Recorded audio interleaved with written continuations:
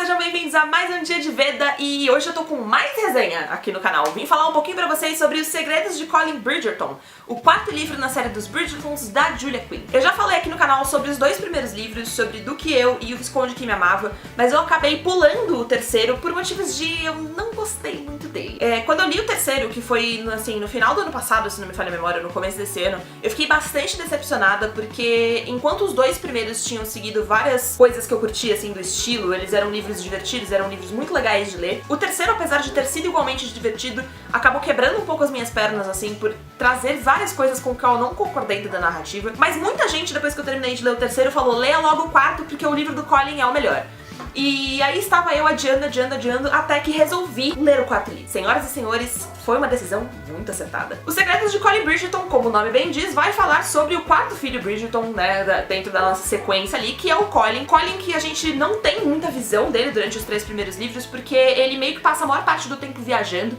E essa é a primeira coisa que a gente sabe sobre ele, que ele viaja pra caramba. Ele já viajou por vários lugares do mundo e ele tem essa coisa meio inconstante, né, de não saber exatamente qual é o próprio lugar. E do outro lado a gente tem a Penelope Featherington, que é uma solteirona. Ela já tá aí nos seus 28 anos, já cansou de esperar por um marido e na verdade ela é secretamente, ou não tão secretamente assim, apaixonada pelo Colin desde sempre. Ela não tem nenhuma esperança de se casar com ninguém, muito menos com o Colin, porque ela sabe que ele meio que é demais pra ela, que se ele tiver que escolher uma esposa, mesmo agora estando com 33 anos em idade de se casar, ele não vai escolher ela. Mas aí, óbvio que os caminhos acabam se cruzando, porque afinal de contas a Penelope é muito amiga dos Bridgertons de uma maneira geral. Então, papo sai papo, o Colin começa a perceber a Penelope, eles vão se aproximando, e muitos segredos vão sendo revelados conforme a amizade e o amor entre eles vai desabrochando. Acontecem muitas coisas nesse livro, algumas coisas que são spoiler, assim, é muito engraçado pensar nisso porque você tem coisas sobre os livros, sobre os personagens dentro dos outros livros, né? Então a gente já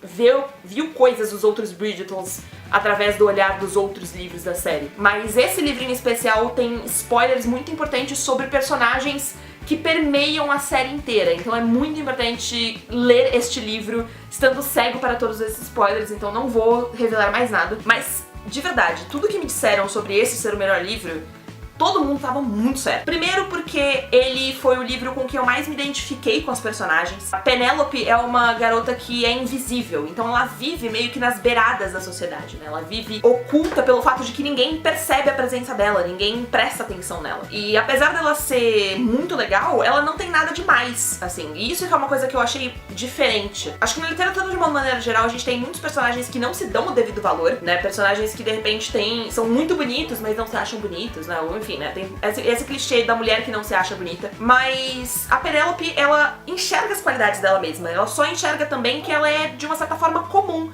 E tá tudo bem, porque ela já aceitou isso, sabe? Ela lida muito bem com quem ela se conhece muito bem, e ela gosta dessa pessoa e ela tá satisfeita com o rumo que a vida dela tá tomando. Foi uma coisa muito agradável de ver, assim, porque eu fiquei esperando uma Penelope mais desesperada. A gente tem essa visão da Penelope meio de escanteio ao longo dos três primeiros livros.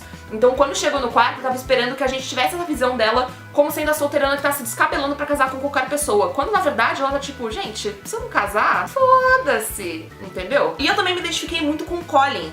Tanto porque ele é mega comilão, certeza absoluta que Colin Bridgerton é taurino. Ou pelo menos tem, tipo, touro em algum lugar dentro do mapa astral dele. Como também porque ele tem uma veia criativa e ele gosta muito de escrever. E esse é o questionamento do Colin ao longo de todo o livro, que é: o que eu tô fazendo com a minha vida? Qual que vai ser o meu legado? E ele precisa se descobrir primeiro e descobrir qual é o talento dele, o lugar dele no mundo, além de ser um Bridgerton. E isso foi uma coisa que eu gostei muito. A maneira como cada um dos personagens vai se descobrindo e separadamente antes de se descobrirem juntos. Foi o romance que eu mais pirei.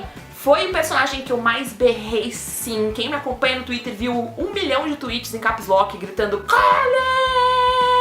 Porque, meu Deus do céu, esse livro. Enfim, gente, é uma leitura muito gostosa. Se você tá chegando agora pra série dos Bridgertons, eu realmente recomendo, de repente, pular o terceiro ir direto pro quarto, não sei se o terceiro é assim, mega necessário. Eu ainda não li os outros, mas eu duvido que algum deles algum dia faça jus ao tiro que é Collie Bridgerton. Eu vou ficando por aqui hoje, espero que vocês tenham curtido mais essa resenha. Não deixem de se inscrever no canal pra continuar por dentro das novidades do Veda. Amanhã a gente volta com um vídeo novo e tem mais outros 1000 vídeos programados aí até o final de abril. Vocês também podem ativar o sininho pra live do fim do Veda, que vai rolar no dia 30, véspera de feriado, então não tem desculpa. Rola no dia 30, que é uma segunda-feira, às 8 da noite. Então vou deixar o link pra vocês se inscreverem e ativarem o sininho aqui no quadrinho.